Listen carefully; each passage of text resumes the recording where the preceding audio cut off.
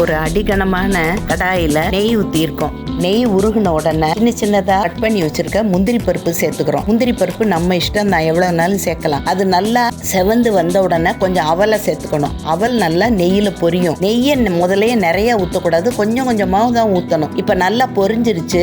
பொரிஞ்சு வந்ததுக்கு அப்புறம் அவலையும் முந்திரி பருப்பையும் ஒரு தட்டில் எடுத்துட்டோம். இதே மாதிரி கொஞ்சம் கொஞ்சமா அவலை போட்டு பொரிக்கணும். நெய் நிறைய விட்டா ஒரே தடவையில எல்லா நெய்யும் உறிஞ்சிரும். அதனால கொஞ்சம் கொஞ்சமா நெய் விட்டு அதுக்கு தகுந்த அளவுக்கு அவலை போட்டு நல்லா பெரட்டுற மாதிரியே வறுத்தீங்கனாலே பொரிஞ்சு வந்துடும். இந்த மாதிரி நமக்கு தேவையான அளவுக்கு முந்திரி பருப்பும் அவலும் பொரிச்சு எடுத்துக்கணும். பொரிச்சு எடுத்ததுல பவுடர் பண்ணி சுகர் பவுடர் இல்லைன்னா நாட்டு சக்கரை கூட போட்டுக்கலாம்.